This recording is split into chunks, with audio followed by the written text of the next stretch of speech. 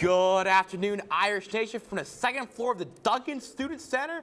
I'm Kean Baggins, still with my good friends Jimmy Collins, Cooper Van Driesch, and it is fall, but don't fall asleep because we have a tremendous show of Shamrock sports going on. First off, we're going to talk some keys to the game for both Notre Dame and Pittsburgh to preview the number 14 Fighting Irish's big quest against those pesky Pittsburgh Panthers. So we're coming off a shocking upset against the number 14 Louisville Cardinals. All right, Jimmy, we're going to start with you.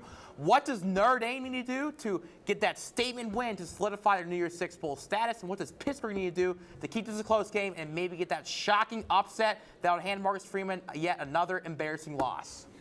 So for me, I think the answer is pretty clear here, and I think everyone's been waiting on it for a long time, but we have to get Sam Hartman going. This is a very average Pittsburgh secondary, and good quarterbacks have thrived. Drake May threw for 300 yards and a touchdown. Jack Plummer, 350 and a touchdown. I think Sam Hartman has a great opportunity to have a day, and I hope that Gerard Parker can open up the playbook, let him throw it around the field, get to a bunch of different people, and have a great day. Hopefully his best game all season, and that will lead to an Irish victory. We need big Sam Hartman. All right, Cooper, what about you, man? Yeah, for the Pittsburgh Panthers, if you had told me going into the season that Pitt would be 2-5, I would have thought you were crazy. I mean, we're talking about a team that 2 years ago won the ACC and ended last season ranked in the top 25. When you take a deeper look at the Panthers, you can see that their struggles start on the offense. They started out their season, Phil Dracovic, Notre Dame transfer, as their quarterback. Now he's wide receiver, and that just really encapsulates the whole season for the Panthers. They like to throw interceptions.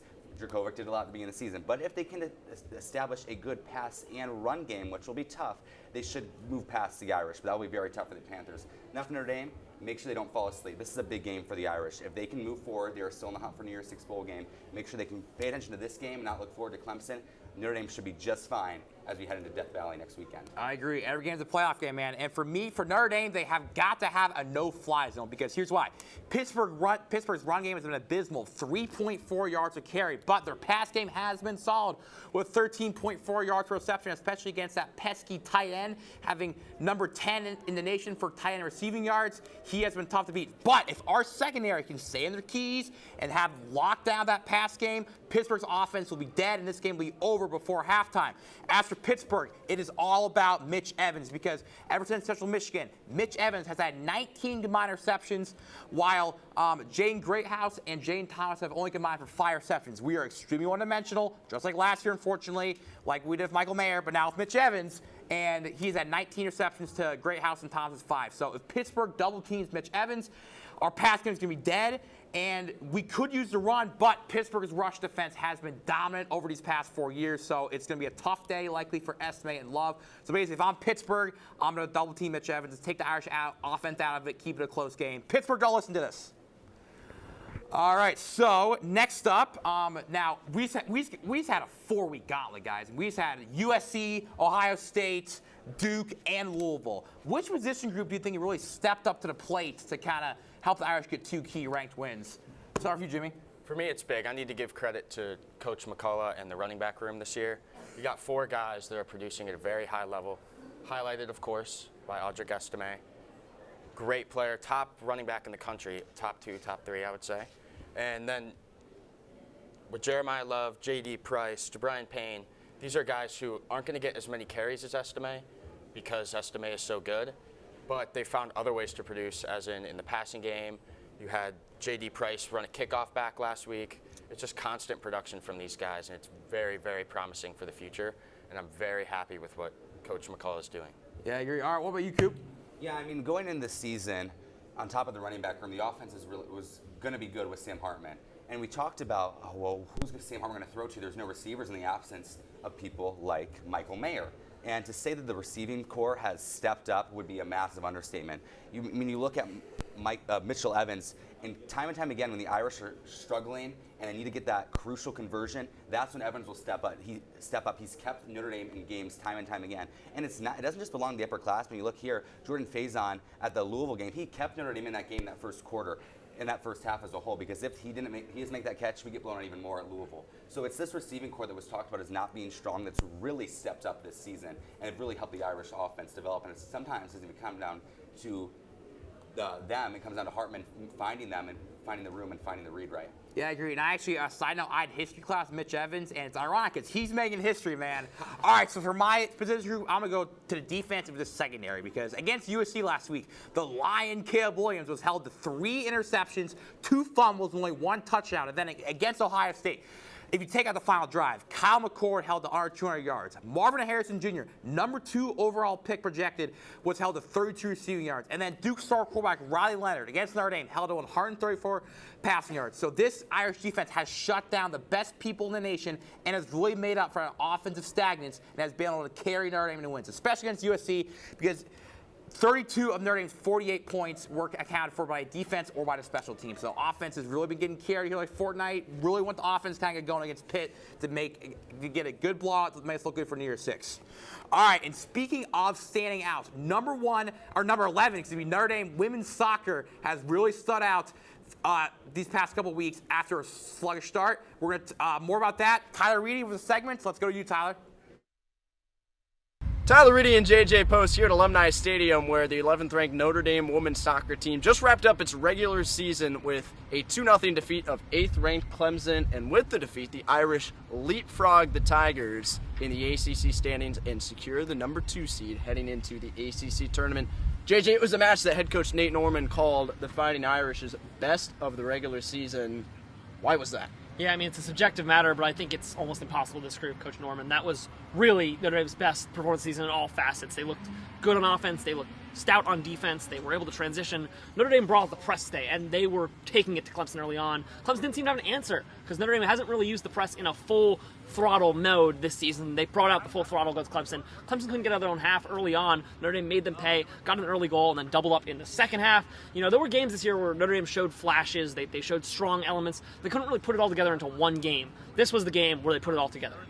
Irish scored once in each half as we take a look at the highlights, beginning with Maddie Mercado. The graduate student scores a senior night goal in the 13th minute, heading home a perfect cross from Leah Klenke. Mercado retakes the outright team lead with her 7th goal of the season as she expands her scoring streak at home to 3 games. Irish would keep that 1-goal lead until a 51st minute corner kick picked out the head of Sophia Fisher, and Fisher's bid finds the gap between the keeper and the bar for her first point since August 24th. Notre Dame would keep Clemson at bay as freshman keeper Atlee Olafson pitched her 4th clean sheet of the season, and Leah Klenke picked up her 10th assist, good for 2nd in the ACC. Big goals and a big result tonight for Notre Dame, which now enters the ACC tournament as the number 2 seed. So the Fighting Irish get the bye. They will not have to play on Sunday. And now they set their sights on next Thursday night here at Alumni Stadium. Irish, in all likelihood, will face these Clemson Tigers again, as Clemson has the number 3 seed and will have to get through Sunday before potentially moving on to the ACC semifinals next Thursday. It's going to be a fun tournament, and the Irish feel they are more than postseason ready, especially after a result like tonight. Absolutely. Norman said it, Fisher said it. The momentum they get from this game is huge, and more importantly, they get a bye. So this is a team that's played a lot of hard games. They went on a road trip right before this. Obviously a hard-fought match tonight. Now they get a game off to rest, get the legs back fresh, and obviously, you know, Clemson, if they win that game, is going to want revenge, and you got to play at a neutral site down in Cary, North Carolina. That's going to make things a little more difficult. To have that extra game of rest going in, to have that maybe extra energy, is going to be big for this Notre Dame team, which has legitimate ACC title aspirations. They'll obviously have to beat a team of Florida State's caliber, one that has already beaten Notre Dame, number 1 team in the country right now, but they do think they have the tools that they can pull off the upset. Let's send it back to the studio now. Notre Dame women's soccer finishing the regular season in good form on this Thursday night. For JJ Post, I'm Tyler Reedy with Shamrock Sports here at Alumni Stadium. All right. Thanks, boys. All right, fellas. So hope you got your popcorn ready and your checkbooks ready. For us, let's put on our Membrosa hats because it is our favorite time, Sham Bookie time. All right, Jimmy, we're starting with you. What bets will we be making, baby? It's my favorite part of the show, and my new favorite team, the Arizona Wildcats, plus 3.5 this week, hosting number 11 Oregon State at home. Arizona just fascinates me. They've had a great stretch these last couple weeks. Close loss at USC. Close loss at home to Washington, who's now in the top 5. And last week, they had a tough road matchup at Washington State. 44-6 victory. The offense is fast. They throw the ball all over the field. I think the offense is good enough to keep up with Oregon State. And I think a big difference maker in this game is Arizona's run defense. And I think Arizona covers. I'm going to take the plus 3.5. And I could also see a win. I'm going to take the money line too, man. It's good value, and I'm really excited about it. Yeah, and you got to remember, Arizona almost beat the Lion in overtime. All right, Coop, what about you, my man? I mean, even though I'm out of Ambrosia, I'm in College of Arts and Crafts. I'm going to do my very best to give my Shambookie pick. And for that, we're going to go into Oxford, where the 12th ranked 6-1 Ole Miss Rebels will play host to the struggling 2-6 Commodores of Vanderbilt. Now, the game may be a snooze fest in SEC terms, but when you look at Ole Miss and the offense they put on the field this season, it has drastically improved what we saw last year on the field. Last year, the offense struggled time and time again, but this year, Charlie Weiss and Lane Kiffin have really figured out that offensive stride. I mean, they put 55 up on LSU, a great team. So I'm going to take the over here, which is sitting at 63.5, because that offense that Ole Miss has put on the field is outstanding. I'm taking the over here at 63.5. And on top of that, Vanderbilt covered for the first time this season against Georgia. All the cards are lining here for them to hit that over. I know, I agree with that, man. And LSU, Brian Kelly, man. Brian Kelly, the best fake Southern accent in town. All right, for me, we're going the battle of the Bagenstos family alma maters. My sister Louisville Cardinals, number 18, hosting number 20 Duke Blue Devils. And so the Cardinals are 4.5-point favorites, but I don't agree with that, man, because look, the Cardinals did beat Notre Dame, but you got to understand, that was more Notre Dame shooting themselves in the foot, man. I mean, the ABC announced said it was midterms week. I think Notre Dame was a trap game. We just looked off. I mean, remember, Louisville barely beat NC State, barely beat Georgia Tech, and just got blown out by 17 by Pittsburgh, man. They're not a good team. I mean, if they're barely competing at the top, like 50 teams, they're not that good, man. But Duke, on the other hand, besides the fourth quarter, they were winning against Florida State. And they were Notre Dame was one lucky touchdown away from losing to Duke. And then Duke, week 1, they derailed Clemson. So in my opinion, Duke is worthy of being in the top 25. Louisville's not. So that's why I have Duke covering the spread and getting the upset, winning by at least 10.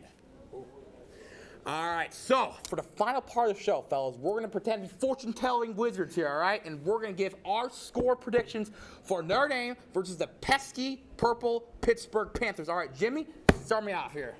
So I could see this game going multiple different ways. I think the offense starts a little bit slow early. Then Sam Hartman gets in his rhythm. I think he's going to throw 3 touchdowns. Sebo Flemister is going to punch one in his return to Notre Dame for Pitt. But I think the Irish are going to take this one 31-7. It's going to be pretty comfortable, and I'm excited for tomorrow. Nice. Now, I need your opinion on this. Does Sam Hartman look better with or without the beard?